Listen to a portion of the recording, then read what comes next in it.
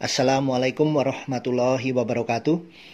Apa kabar teman-teman semua? Tetap semangat. Jumpa lagi dengan saya Trisolo. Dan kita akan teruskan ya serial tentang hukum-hukum di alam semesta. Dan kita pada tahap serial hukum tentang polaritas ya, the law of polarity ya. Jadi hukum polaritas ini adalah hukum yang menyatakan bahwa segala sesuatu itu berada dalam sekumpulan proses yang berkesinambungan dan juga memiliki tanda kutip lawan ya, yang sifatnya adalah terbalik gitu ya. Dan kenyataannya tanda kutip lawan tadi ya, pertentangan tadi ya, ini hanyalah manifestasi yang berbeda dari hal yang sama sebetulnya. Nah, seperti kalau teman-teman tahu tentang dua kutub ya, ada kutub yang positif, ada kutub yang ujungnya negatif gitu kan, utara, kutub selatan gitu ya. Dan di dunia ini segala sesuatu dalam kehidupan yang ada ini ya, itu selalu ada pasangannya ya, teman-teman. Jadi selalu ada pasangannya. Makanya ada disebut panas kalau ada dingin gitu ya, ada gelap kalau ada terang gitu. Disebut ada atas kalau ada bawah gitu ya, selalu begitu. Dan sifat ini saling mengadakan ya, jadi saling mengadakan dan saling melengkapi. Jadi yang tadinya saling nggak ada jadi mengadakan gitu ya. Dan nggak akan mungkin disebut siang kalau kita tidak ada malam gitu kan. Dan bisa disebut atas karena ada bawah gitu ya. Dan sudah hukumnya Tuhan di alam semesta ini, hukumnya Allah di alam semesta ini selalu ada pasangannya gitu ya. Dan kita sama-sama tahu di dalam ayat di dalam Al-Quran ya, banyak sekali disebutkan tentang berkaitan dengan hukum polaritas ini. Ya mungkin beberapa aja saya bacakan ya teman-teman, cukup banyak memang ya, yang saya rasa cukup menjadi gambaran kita bahwa ini ada diperkuat di dalam surat dalam Al-Quran. Yang pertama di Quran surat Az-Zariyat ya, Az-Zariyat 51 di ayat ke-49 ya. Dan segala sesuatu kami ciptakan itu berpasang-pasangan agar kamu sekalian mengingat kebesaran dari Allah Subhanahu wa taala. Nah, ini pengertiannya kan Allah menciptakan bumi dan langit gitu ya. Berpasangan, selalu ada matahari, bulan ya, ada gelap terang. Allah juga menciptakan ada orang iman, orang kafir gitu ya. Ada bahagia, ada sengsara, ada petunjuk dan ada yang sesat gitu ya. Ada surga dan neraka, itu selalu begitu ya dalam kehidupan yang kita pahami selama ini kan.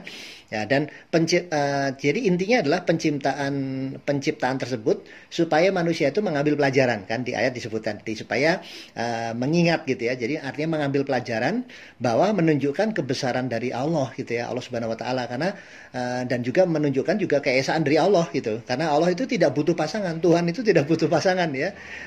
Beda dengan kita sebagai hamba atau ciptaannya ya, berpasangan itu menunjukkan bahwa memang kuasanya Allah begitu ya teman-teman ya.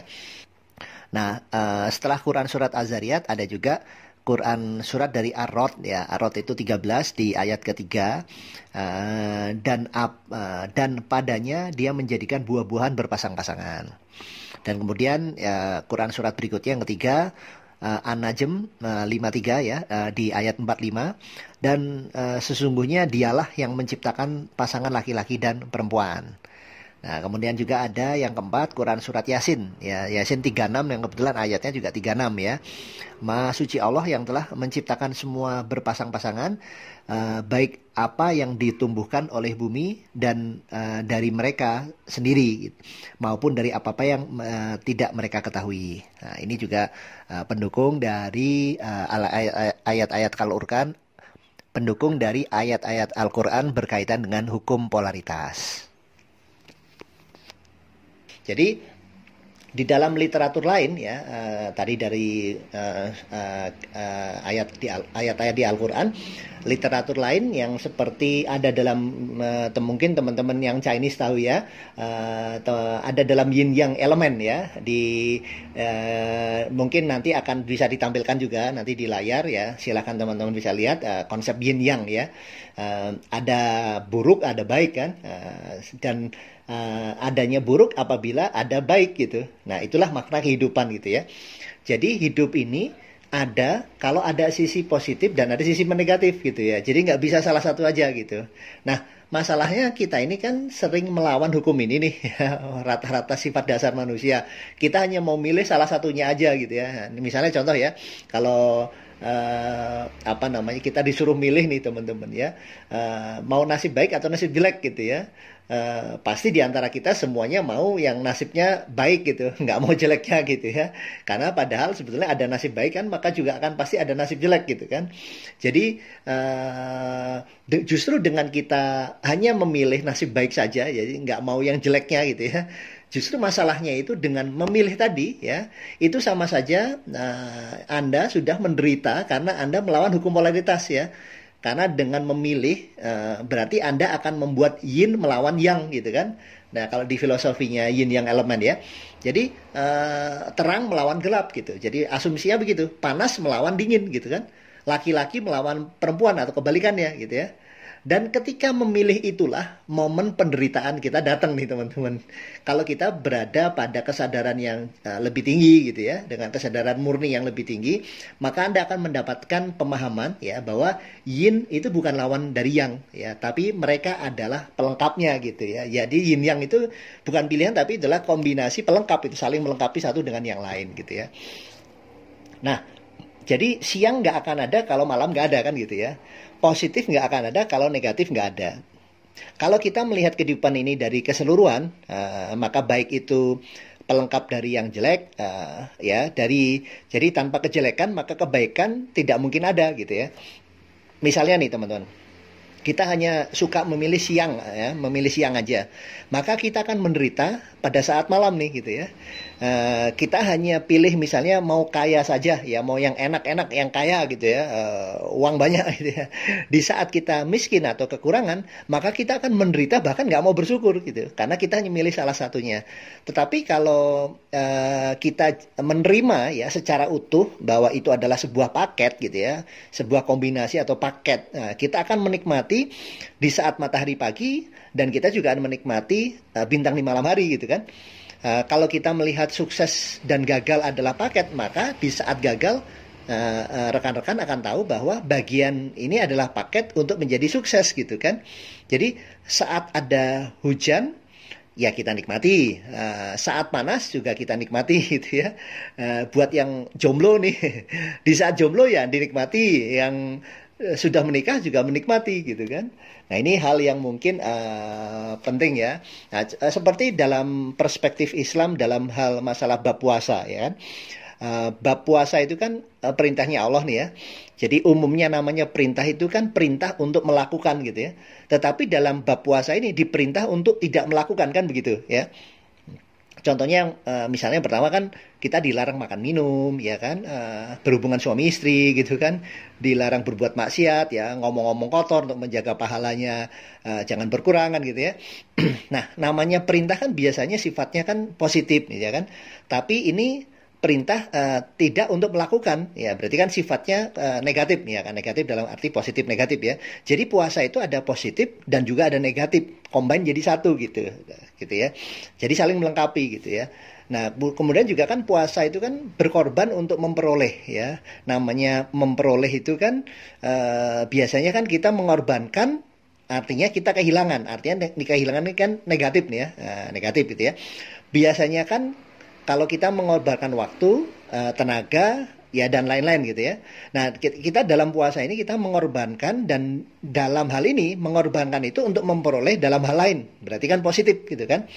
Bahkan positifnya jauh lebih besar gitu ya, yaitu ketakwaan kan gitu. Dengan jalan memberikan atau mengorbankan, makanya dalam satu bulan bulan Ramadan ya, kalau misalnya puasa Ramadan ini ya kan kasusnya, yang intinya adalah latihan selama satu bulan itu kita akan mendapatkan, memperoleh ya dari semua proses tadi lebih baik gitu ya, lebih bijaksana ya di luar bulan Ramadan gitu kan. Jadi di saat kita latihan satu bulan itu, setelahnya diharapkan menjadi pribadi yang berbeda gitu kan, menjadi lebih baik gitu kan. Nah gitu kan. Jadi dan juga di dalam puasa itu kita menahan untuk menikmati kan gitu ya. Kan ini namanya nahan ya, kalau bahasa Jawanya kan ngempet gitu ya.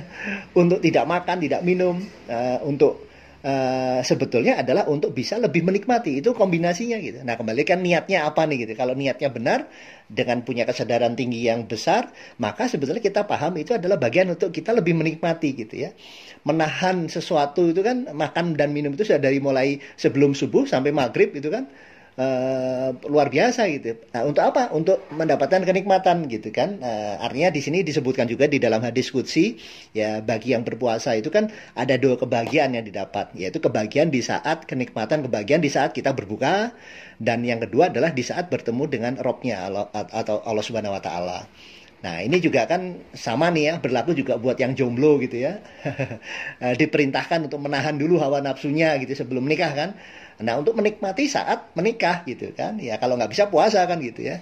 Nah, beda sama, mohon maaf, yang mungkin tidak melawan hukum ini ya. Umumnya mungkin istilahnya orang-orang yang tidak atau melawan hukum ini kan, misalnya ya tanpa ada ikatan pernikahan ya kan, asal sama suka ya, mungkin jajan seks bebas gitu ya. Beda kenikmatannya, maksudnya kan itu bukan kenikmatan yang hakiki ya. Jadi hanya nafsu aja gitu ya. Jadi pas menikah ya sudah, karena nggak sakral lagi ya, biasa sudah tahu gitu kan, kalau biasa jajan gitu nggak menikah gitu. Jadi benar-benar ini bisa kita terapkan dalam kehidupan kita gitu ya. Nah, ini hal yang memang penting sekali untuk kita pahami teman-teman. Nah, kita lanjut ya. Nah, kalau kita mau hidup bahagia nih teman-teman, dan kita cuman mau enaknya saja ya, maka hidup kita ini ya cuman setengah artinya kan. Artinya kita nggak hidup seutuhnya sebetulnya. Jadi manusia nggak hidup seutuhnya gitu ya. Kan nggak mungkin ya enak terus atau sengsara terus ya. Maka kita akan pasti menderita karena hidupnya cuma setengahnya gitu ya. Nah, masalahnya adalah kita menderita karena kita hanya mau menerima yang putih saja, yang hitamnya nggak mau gitu ya. Padahal Allah sudah memberikan ketentuan nih dengan hukum di alam semesta ini, bahwa kita harus menerima hitam dan putih sebagai satu kesatuan. Nah, itulah kehidupan gitu ya.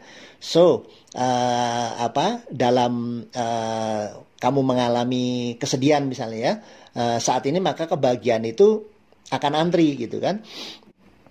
Ya, jadi dengan ketentuan di dalam hukum alam semesta ini ya, dalam hukum polarity ini, bahwa kita harus memang menerima gitu kan, antara hitam dan putih sebagai satu kesatuan. Nah, itulah kehidupan ya. Jadi, teman-teman, kalau rekan-rekan mengalami kesedihan ya, suatu hal yang memang kita istilahnya musibah gitu ya, saat ini maka kebahagiaan lagi antri menunggu kita nih ya, menunggu rekan-rekan semua, karena memang itu adalah sudah paketnya gitu kan. Nah, itu memang juga diperkuat di Quran, surat dari Al-Insyirah ya, di ayat 5 dan 6 itu kurang lebih sama ya. Sesungguhnya sesudah kesulitan itu ada kemudahan gitu ya. Jadi kalau kita bahagia ya kita bersyukur gitu kan. Lagi bahagia kita bersyukur, kita nikmatin gitu kan. Begitu sebaliknya, karena nggak akan mungkin kan bahagia terus nih. Dan nggak akan mungkin juga sedih terus gitu ya. Sedih terus juga nggak mungkin gitu. Jadi intinya adalah teman-teman, kita ikhlas saja, kita terima seutuhnya, dan dengan penerimaan dan berserah total ya kepada Allah Subhanahu Wa Taala, mengikuti dengan hukum polaritas ini, kita paham ya, dengan artinya dengan memahami hukum polaritas ini, semua ada dalam sebuah paket ya. Jadi artinya kita justru perbanyak bersyukur dengan apapun kondisinya. Nah, itulah hikmah kalau kita memahami hukum polaritas ini. Baik, rekan-rekan semua, terima kasih telah mendengarkan, dan semoga tetap semangat ya menjalani kehidupan ini, dan semoga apa yang saya sampaikan bisa memberikan manfaat dan keberkahan buat kita semua. Oke, sampai di sesi yang berikutnya nanti. Tetap semangat. Wassalamualaikum warahmatullahi wabarakatuh.